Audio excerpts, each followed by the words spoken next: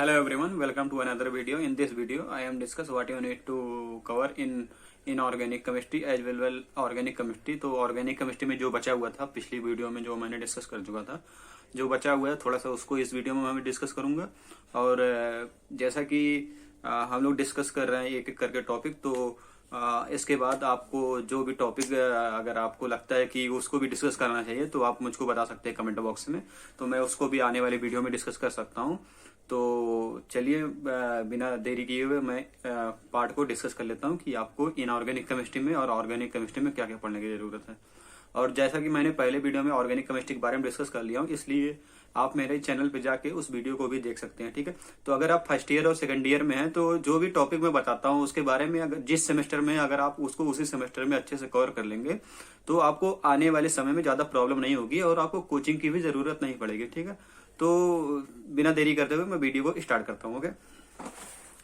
तो मेरा एक और मैसेज था आप लोगों से कि जो लोग वीडियो को देखते नहीं पूरा, तो मैं बता रहा हूँ वो लोग कई टॉपिक जो है मिस कर देते हैं वीडियो में। जैसा कि एक एक टॉपिक बहुत ही इंपॉर्टेंट होता है। जैसे मैंने जीपैट का पेपर दिया था तो उसमें एक एक नंबर से रैंक बहुत ज्यादा ऊपर और नीचे हो जाती है, ठीक है। तो अगर आपको थोड़ा बहुत उस टॉपिक के बारे में आइडिया होगा तो आप थोड़ा बहुत दिमाग लगा सकते हैं। तो इसलिए जो है कोई भी अगर आप पार्ट मिस करेंगे वीडियो को तो हो सकता है कि आप कोई नंबर मिस कर दे, ठीक है। तो चलो मैं बताता हूँ, पहले थोड़ा सा जो ऑर्गेनिक में बचा था उसको मैं डिस्कस कर लेता हूँ, फिर उसके बाद हम इनऑर्गेनिक की तरफ चलेंगे। तो पहले ऑर्गेनिक में जो बचा था पेरिसाइक्लिक रिएक्शन। पेरिसाइक्लिक रिएक्शन क्या होता है, इसमें कौन सी मैकेनिज्म फॉलो होती है, कंसर्टेंट मैकेनिज्म फॉलो होती है, इंटरमीडिएट बनते हैं कि नहीं बनते, इसके कैरेक्टरिस्टिक को आपको अच्छे से पढ़ना है, ठीक है। पेरिसाइक्लिक रिएक्शन कितने टाइप के होते हैं, इसमें टेम्परेचर और जो है टेम्परेचर और फोटोकेमिकल रिएक्शन क्या होता है इसको भी आपको अच्छे से पढ़ना है। मतलब आपको पेरिसाइक्लिक रिएक्शन बारे में बेसिक आइडिया होना चाहिए कि ये एक्चुअल में होता क्या, ठीक है। फिर इसके बाद आपको टाइप्स ऑफ पेरिसाइक्लिक रिएक्शन पढ़ना है, जिसमें आपको साइक्लोहेक्सेन, इलेक्ट्रोसाइक्लिक, सिग्माट्रोपिक, एल्डर-इन रिएक्शन और चिलियोट्रोपिक रिएक्शन है, ठीक है। इसको भी आपको थोड़ा बहुत आइडिया होना चाहिए कि इन पांचों में डिफरेंस कहाँ पे, ठीक है। इलेक्ट्रोसाइक्लिक, सिग्माट्रोपिक, साइक्लोहेक्सेन, इसमें आपको बेसिक डिफरेंस पता होना चाहिए। और इसके बाद हम चलते हैं, इसके आप थोड़ा बहुत मैकेनिज्म भी देख लीजिए कि अगर हम किसी भी रिएक्शन में टेम्परेचर अप्लाई कर रहे हैं या फिर फोटोन का हम सोर्स यूज कर रहे हैं तो उससे रिएक्शन में सिस प्रोडक्ट बन रहा है या फिर ट्रांस प्रोडक्ट बन रहा है, इसके बारे में भी आपको पढ़ना बहुत जरूरी है। तो जो है जैसे मैंने कुछ पॉइंट यहाँ पे नोट किए हैं तो मैं उसको रीड कर दे रहा हूँ कि जैसे जो ओपन डाइइन होते हैं, ओपन डाइइन मतलब जो भी साइक्लिक फॉर्म में नहीं होते डाइन्स, वो क्या होता है, वो इंटर कन्वर्टेबल होता है, ठीक है। और जो साइक्लिक डाइन्स होता है वो इंटर कन्वर्टेबल नहीं होता है, ठीक है। तो इन सब पॉइंट को आपको थोड़ा बहुत पता होना चाहिए, जैसे पेपर में अगर रिएक्शन पूछ लेता है तो आपको उस बारे में बता सके, ठीक है।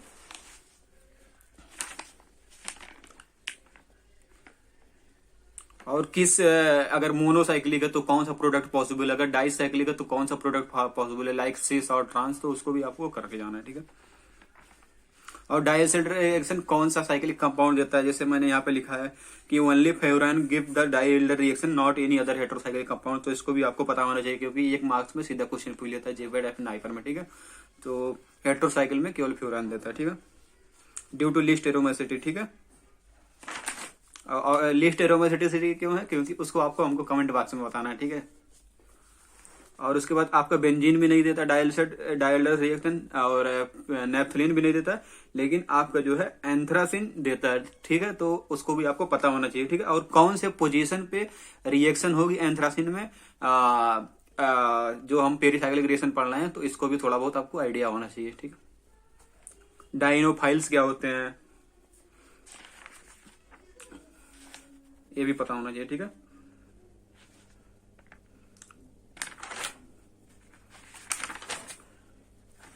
तो जैसा कि इलेक्ट्रोसाइक्लिक रिएक्शन मैंने आपको बताया था कि किसमें सिग्मा बॉन्ड का जो है सिग्मा बॉन्ड किसमें खत्म हो रहा है या फिर किसमें नया बॉन्ड कौन सा फॉर्म हो रहा है। जैसे किसी में पाई बॉन्ड अगर सबस्ट्रेट में 2 पाई बॉन्ड है तो प्रोडक्ट में 1 ही पाई बॉन्ड है, तो फिर उससे जो है इससे आप रिएक्शन को पहचान सकते हैं। तो फिर इन सबको आपको करके जाना है, ठीक है।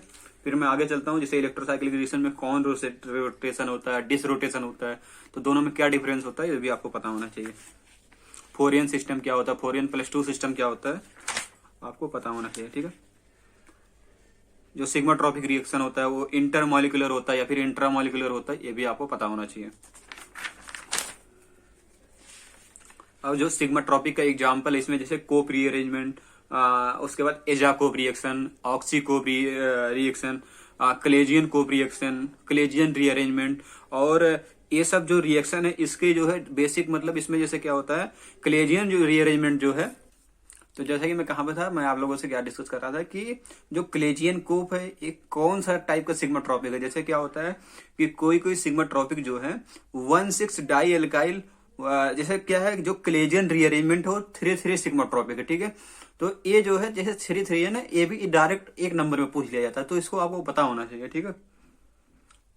जो कोप रीअरेंजमेंट है वो भी आपका 3,3 सिग्माट्रोपिक है, ठीक है। फिशर इंडोल सिंथेसिस वो भी आपका 3,3 सिग्माट्रोपिक है, ठीक है। ये भी आपको पता होना चाहिए कि उसका जो नेचर है जैसे 3,3, तो ये भी एक मैकेनिज्म का टाइप है। तो उसमें आप जब रिएक्शन लगाएंगे तो आपको पता चलेगा कि जो नंबरिंग आप करेंगे तो उसमें 3,3 पोजीशन से जो ज्वाइंट हो रहा है, इसलिए हम उसको 3,3 सिग्माट्रोपिक बोल रहे हैं, ठीक है। एल्डर इन रिएक्शन में क्या है, ठीक है, ये भी आपको पता होना चाहिए। फिर अब मैं आता हूं ऑर्गेनो मेटेलिक कंपाउंड पे, ठीक है। ग्रिग्नार्ड रिएजेंट आपको अच्छे से पता होना चाहिए। जो RMGX है वो किधर से टूट रहा है और क्यों टूट रहा है उधर से, ठीक है।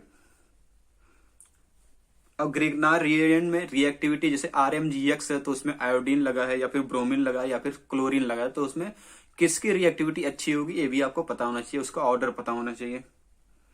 तो RMGX किस जैसे RMG के बीच में कोवेलेंट बॉन्ड है या फिर MGX और EX के बीच में कोवेलेंट, MGX के बीच में कोवेलेंट बॉन्ड है, कहाँ पे आयनिक बॉन्ड है, और अगर हम इस रिएक्शन को रूम टेम्परेचर पे करते हैं तो इसमें क्या पॉसिबिलिटी हो सकती है, ठीक है। अगर रूम टेम्परेचर पे करते हैं तो फिर कौन सा बॉन्ड टूटेगा, आयनिक टूटेगा या फिर कोवेलेंट बॉन्ड टूटेगा, ठीक है, पता होना चाहिए, ठीक है। आगे आता हूँ। इसके जो मेथड ऑफ प्रिपरेशन है, जैसे ड्राई ईथर से हम लोग बनाते हैं मैग्नीशियम को और एल्काइल हैलाइड को लेकर, तो उसको भी आपको पता होना चाहिए। और उसके बाद आपको पता होना चाहिए कि एसिडिक प्रोटॉन क्या होता है और न्यूक्लियोफिलिक प्रोटॉन क्या होता है, ठीक है। ठीक है, अब मैं आगे आता हूं। जो हमारा R- अगर वो हाइड्रोजन के साथ रिएक्ट कर रहा है या फिर अगर, तो उसको हम क्या बोलेंगे, बेस कब बोलेंगे, न्यूक्लियोफाइल कब बोलेंगे, पता होना चाहिए, ठीक। मैं आगे आता हूँ फिर RMGX का, तो अगर वो एल्कोहल के साथ रिएक्ट कर रहा है तो क्या प्रोडक्ट बन रहा है, पता होना चाहिए आपको। अगर बेसिक मीडियम है तो फिर ग्रिग्नार्ड रिएजेंट कैसा बिहेव कर रहा है, एसिडिक मीडियम में कैसा बिहेव कर रहा है, पता होना चाहिए। अगर हम एल्कोहल को एसिडिक मीडियम में कराते हैं ग्रिग्नार्ड रिएजेंट से रिएक्शन तो फिर क्या प्रोडक्ट बनता है, और अगर हम ग्रिग्नार्ड रिएजेंट को बेसिक मीडियम में रिएक्शन करा रहे हैं तो क्या प्रोडक्ट फॉर्म हो रहा है, ठीक है। मैकेनिज्म इसका देख लीजिए आप, ठीक है। ट्रिक्स बना लीजिए, और कौन कौन से ड्रग में ये रिएक्शन यूज हो रहा है इसको भी आपको पता होना चाहिए, ठीक है। कौन कौन से ड्रग के प्रिपरेशन में, ठीक है। अगर आपका जो है ग्रिग्नार्ड रिएजेंट साइक्लोप्रोपेन से रिएक्शन कर रहा है तो फिर क्या प्रोडक्ट बन रहा है, या फिर ये अगर किसी ईथर से रिएक्टर साइक्लिक ईथर से रिएक्शन कर रहा है तो क्या प्रोडक्ट बन रहा है, ठीक है। ट्राई साइक्लिक ईथर से अगर रिएक्शन कर रहा है तो फिर क्या प्रोडक्ट बन रहा है, ठीक है। उसमें आप देख लीजिए कि कहाँ पे स्टेरिक हिंड्रेंस हो रहा है, किस तरीके का प्रोडक्ट बनेगा। अगर आपका मल्टीपल का सब्स्टिट्यूशन है, अगर मल्टीपल सब्स्टिट्यूशन नहीं तो किस तरीके का प्रोडक्ट बनेगा, बताऊंगा। RMGX को आप देख लीजिए कि अगर ये साइनाइड कंपाउंड से रिएक्ट कर रहा है तो फिर किस तरीके का प्रोडक्ट फॉर्म कर रहा है, ठीक है। कीटोन कैसे मान कर रहा है, तो इन सब की आपको, अगर आपको सीधे नहीं याद होता है तो कुछ ट्रिक आप बना सकते हैं। अगर आप फर्स्ट ईयर सेकंड ईयर में है तो इन सबको आप धीरे धीरे कवर करते चलें जैसे जैसे कि सेमेस्टर आ रहा है। और अगर आप फोर्थ ईयर में है या फिर थर्ड ईयर में है तो अगर आप एग्जाम देने के बिल्कुल करीब है तो बस थोड़ा सा इसको आइडिया आप रखें, बहुत ज्यादा अभी पढ़ने के मतलब टाइम तो है ही नहीं फिर, ठीक।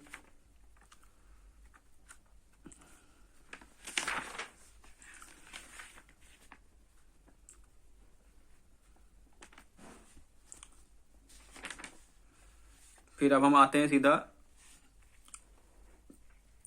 जो लैक्टोन होता है वो अगर साइक्लिक ईस्टर जो होता है उसी को हम लैक्टोन बोलते हैं, ठीक है। इसको हम सेपरेट नहीं कर सकते हैं, ठीक है। जैसे क्या हो रहा है कि ग्रिग्नार्ड एजेंट को हम कुछ सबस्ट्रेट के साथ रिएक्शन करा के उसका डाइऑल भी बना दे रहे हैं। तो कुछ रिएक्शन ये कुछ में पॉसिबल है, कुछ में नहीं पॉसिबल है, ठीक है। अब मैं आता हूँ, जैसे मैंने यहाँ पे आपको एक रिएक्शन दिखा रहा हूँ, अगर आप देख पा रहे हो तो ठीक। अब हम आते हैं इनऑर्गेनिक केमिस्ट्री पे। तो इसमें हम देखेंगे LiAlH4 के बारे में, ठीक है। आपको LiAlH4 को अच्छे से करना है, ठीक है, कि मतलब अगर एल्कोहल के साथ रिएक्ट कर रहा है, कीटोन के साथ कर रहा है, एसिड क्लोराइड के साथ रिएक्शन कर रहा है, एसिड के साथ कर रहा है, इपॉक्साइड के साथ कर रहा है, ऑक्जीरेन के साथ कर रहा है, तो किस तरीके से रिएक्शन कर रहा है, ठीक है। अगर ईस्टर है तो फिर किस तरीके से रिएक्शन कर रहा है, ठीक है। जो LiAlH4 है स्ट्रॉन्गेस्ट है, कौन कौन से ग्रुप को रिड्यूस करेगा, कौन कौन से ग्रुप को नहीं रिड्यूस करेगा, पूरा आपको अच्छे से पता होना चाहिए, ठीक है। फिर LiAlH4 अगर आपका नाइट्रोबेंजीन है तो क्या प्रोडक्ट बन सकता है, या फिर उस तरीके से आपको भी पढ़ना होगा, ठीक है। अगर डाइएजो कंपाउंड है, एन डबल बॉन्ड एन है, तो फिर उससे क्या प्रोडक्ट बन सकता है LiAlH4 की प्रेजेंस में पता होना चाहिए, ठीक है। जैसे मैंने एक पॉइंट लिखा, मैं आपको बता दे रहा हूं। तो LiAlH4 reduces isolated double bond और ट्रिपल बॉन्ड, ठीक है। कैन नॉट मतलब आइसो जो LiAlH4 है वो आपको रिड्यूस नहीं करेगा जो आइसोलेटेड डबल और ट्रिपल बॉन्ड होते हैं, ठीक है। जैसे क्रोटोनल डिहाइड हो गया, ठीक है, इसको आपको देख लेना है। फिर अब हम आते हैं NaBH4 पे। NaBH4 का जो भी रोल है उसको भी आपको अच्छे से पता होना चाहिए, ठीक है। NaBH4 LiAlH4 में कितना अंतर है, कौन कौन से ग्रुप को ये रिड्यूस कर रहा है, कौन कौन से ग्रुप को NaBH4 नहीं रिड्यूस कर पा रहा है, तो उसको आपको अच्छे से पता होना चाहिए। Aluminium isopropoxide, Meerwein Ponndorf Verley reaction, MPV reduction, इसके बारे में आपको पढ़ना होगा, ठीक है। कोरी बक्सी सिबाटा रिएक्शन आपको पता होना चाहिए, CBS रिडक्शन, ठीक है। थोड़ा बहुत आइडिया आप रख के चलिए, ठीक है। लेकिन अगर आप फर्स्ट ईयर, अगर सेकंड ईयर थर्ड ईयर में, तो इसको अच्छे से आप नोट्स बनाते हुए चलिए, ठीक है। थोड़ा बहुत आपको पता ही होना चाहिए। अगर NaBH4 है तो फिर अगर ग्लूकोज से रिएक्ट कर रहा है तो क्या बन रहा है, सीधा एक क्वेश्चन आ गया था 2021 में। मैंने भी मेरा तो मतलब इसमें तो एक क्वेश्चन मेरा सही हुआ था। तो अगर फ्रक्टोज है तो सर्बिटाल और मैनिटाल दोनों दे रहा है, NaBH4 से रिएक्शन करके पता होना चाहिए, ठीक है। और अगर हम NaBH4 को सीरियम ट्राइक्लोराइड के साथ यूज कर रहे हैं तो उसको हम लुच्चे रिडक्शन बोलते हैं, इसके बारे में भी पता होना चाहिए। और वो किसके लिए यूज हो रहा है, मेनली एलाइलिक एल्डिहाइड और कीटोन के लिए पता होना चाहिए, ठीक है। मेरिन पॉन्ड ऑफ वॉलरी, जैसा कि मैंने ओपन और ऑक्सीडेशन क्या होता है, ठीक है, ये भी आपको पता होना चाहिए। फिर उसके बाद मैं आता हूँ, हाँ, क्लीमंसन रिडक्शन, वुल्फ किस्नर रिएक्शन और हुंग मिनलोंग मॉडिफिकेशन, इसके बारे में भी आपको अच्छे से पता होना चाहिए, ठीक है। तो क्लीमंसन रिडक्शन, वुल्फ किस्नर रिएक्शन, दोनों में क्या डिफरेंस है, कौन से सबस्ट्रेट के साथ आप किस रिएक्शन को प्रोसीड करेंगे, इसको आपको एक डिसाइड करने का आइडिया होना चाहिए, तभी आप जो है रिएक्शन में उसको कर सकते हैं, ठीक है। हुंग मिनलोंग मॉडिफिकेशन में आप एक्सेस में हाइड्रोजन ले रहे हैं तो उसका क्या मतलब एडवांटेज है पता होना चाहिए आपको।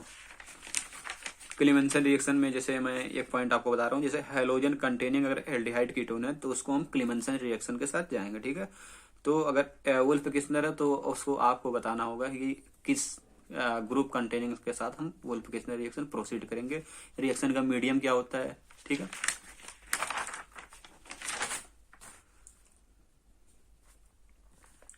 तो जैसा कि मैं बता चुका हूँ होनूंगा मिला। अब आपको पता होना चाहिए रेड फास्फोरस और HI, ठीक है, इसका जो है कितना स्ट्रांग है, ठीक है, इसके बारे में थोड़ा बहुत आइडिया रहना चाहिए आपको। डाइबल क्या होता है, डाई आइसोब्यूटाइल एल्युमिनियम हाइड्रोक्साइड, मतलब एल्डिहाइड कीटोन के साथ रिएक्शन करके क्या देता है, इसको भी आपको पता होना चाहिए, ठीक है। फिर उसके बाद हम आते हैं सोडियम साइनोबोरोहाइड्राइड NaBH3CN, इसके बारे में भी आपको पता होना चाहिए, ठीक है। एक किस ग्रुप को रिड्यूस कर रहा है, किस ग्रुप को नहीं कर रहा है, पता होना चाहिए। SnHCl का क्या रोल है, इसको भी पता होना चाहिए। FeSCl का क्या रोल है, पता होना चाहिए, ठीक है।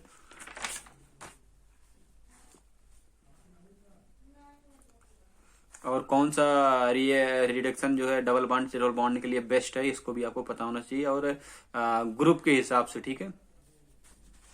रेनी निकल का यूज कहाँ पे हो रहा है, आप कहाँ पे उसको यूज कर सकते हैं। लिंडरल कैटलिस्ट क्या होता है, बर्च रिडक्शन क्या होता है, ये सबको पढ़ना है, मतलब इंपॉर्टेंट है। Lindner catalyst, Lindlar catalyst and birch reduction, ठीक है। अब लिंडलर कैटलिस्ट में जो प्रोडक्ट आ रहा है आपका, सिस आ रहा है कि ट्रांस आ रहा है, बर्च में कौन सा आ रहा है, सिस आ रहा है कि ट्रांस हो रहा है, इस सब के बारे में डिफरेंस आपको पता होना चाहिए, क्योंकि ये ऐसे ही क्वेश्चन सीधा यहीं से पूछ लेगा तो आपको बताने में मुश्किल हो जाएगा। और ये मतलब अगर आप सही आंसर कर रहे हैं तो वो डिसाइड करेगा आपका रिवीजन। बर्च रिएजेंट में कौन कौन सा रिएजेंट यूज हो रहा है बर्च रिएक्शन में, सोडियम, लिक्विड अमोनिया या फिर इथाइल अल्कोहल, जो भी है आप देख लो।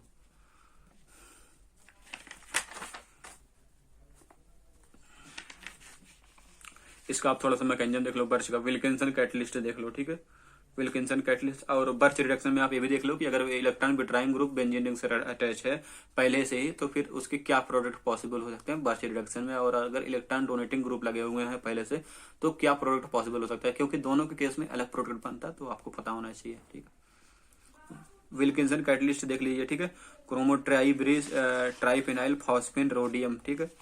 और उसके बाद कौन सा एडम्स रिएजेंट क्या होता है, ठीक है, क्या इसका फंक्शन है, ठीक है। ये हमारा अभी रिडक्शन कंप्लीट हो गया। अब मैं आता हूँ ऑक्सीडेशन पे, ठीक है।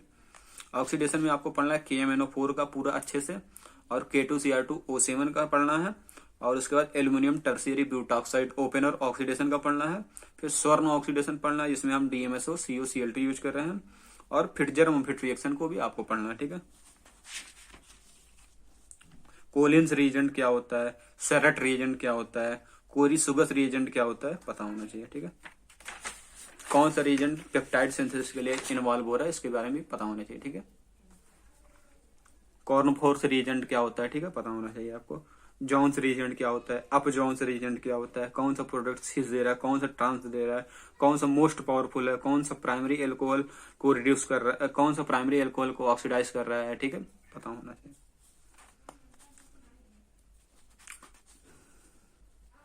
इपॉक्सीडेशन डाइऑल जो है कौन से ऑक्सीडेशन से पॉसिबल हो रहा है, पता होना चाहिए आपको, ठीक है।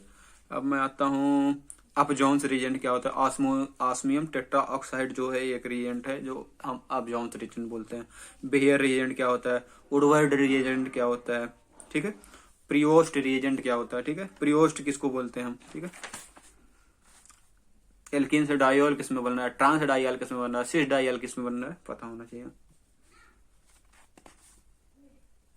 ऑक्सीजन क्या है, इपॉक्सीडेशन को जो है आप कैसे कर सकते हैं, पर एसिड क्या होता है, पर एसिड का यूज कहाँ पे हो रहा है, ठीक है।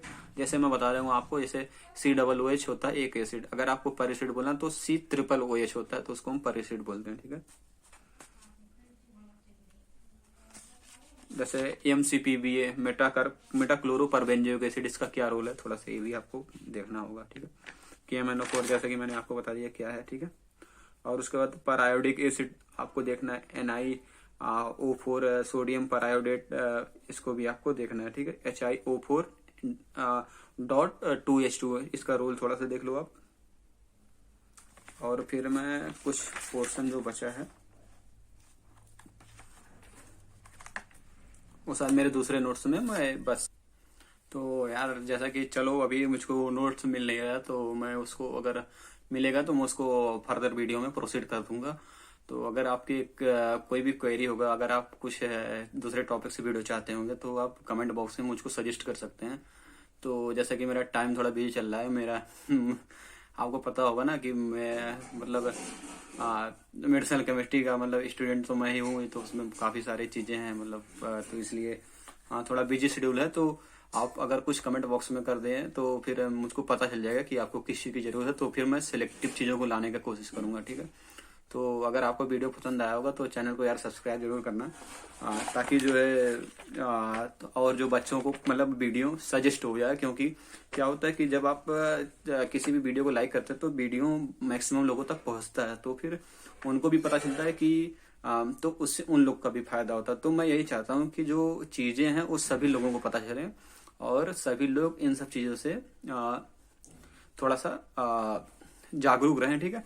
और थोड़ा सा जो बचा हुआ पार्ट था मतलब जैसे PIC फार्मास्यूटिकल इनऑर्गेनिक केमिस्ट्री में, तो जिसमें आपको उसमें ये सब पता होना चाहिए, जैसे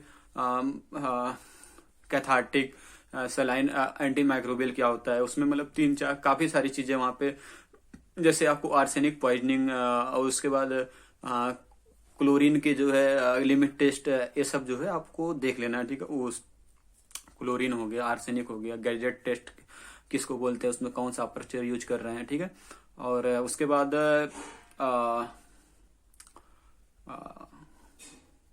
ब्लू विट्रियल किसे बोलते हैं, ग्रीन विट्रियल किसे बोलते हैं, व्हाइट विट्रियल किसे बोलते हैं, ठीक है, पता होना चाहिए। साइनाइड पॉइजनिंग में कौन सा एंटीडोट यूज हो रहा है, मरकरी पॉइजनिंग में कौन सा एंटीडोट यूज हो रहा है, ये सब भी इनऑर्गेनिक का पार्ट है, आपको देख लेना, ठीक है। और उसके बाद बहुत सारी चीजें थी, जैसे मतलब अगर हीमोग्लोबिन की मुझको अभी मैं I not able to remember that topic in this time, so चलो फिर मुझको कुछ याद आता है तो फिर मैं ऐसे ही मतलब शेयर करता रहूंगा। जैसे कैल्शियम ग्लूकोनेट हो गया, और उसके बाद जैसे आप टीथ डीके में कौन सा यूज कर रहे हैं, तो बैक्टीरिया कैसे लैक्टिक एसिड बना रहा है, ठीक है, तो इस सबको आपको थोड़ा बहुत पता होना चाहिए, ठीक है। उसके बाद हेमेटिनिक क्या होता है, ठीक है, हेमेटिनिक को आपको अच्छे से पता होना चाहिए, हेमेटिनिक हो गया। और एंटी एमेटिक कौन कौन से इनऑर्गेनिक वाले यूज हो रहे हैं, ये भी पता होना चाहिए, ठीक है। और बहुत सारी चीजें हैं यार, मतलब जो आप लोग फर्स्ट सेमेस्टर में पढ़े हैं पीआईसी में, उसको आप कवर कर लेना। मतलब ये है कि एग्जाम से पहले 2-3 बार अगर आप रिवाइज कर लेंगे ना, तो थोड़ा बहुत आपको आइडिया लगेगा, क्योंकि अगर 1-2 क्वेश्चन भी आ जाता है ना, तो उससे 8 नंबर होते हैं। 8 नंबर का मतलब बहुत कुछ, ठीक है। और उसमें बहुत ज्यादा कुछ है नहीं, मुझको लगता है कि आप उसको 3 घंटे में या फिर 2 घंटे में एक बार तो रिवाइज कर ही सकते हैं। तो 2 घंटा अगर आप एक बार दे देते हैं तो कोई दिक्कत नहीं, आप उसको अच्छे से रिवाइज कर सकते हैं, ठीक है। तो देख लेना उसको थोड़ा बहुत, जो भी आपके नोट्स प्रिपेयर होंगे फर्स्ट सेमेस्टर के, ठीक है। और अगर आपको कुछ भी सजेशन करना हो तो कमेंट बॉक्स में सजेस्ट कर देना, मैं उसको आगे फर्दर प्रोसीड कर दूंगा। चलो फिर आज के लिए थैंक यू।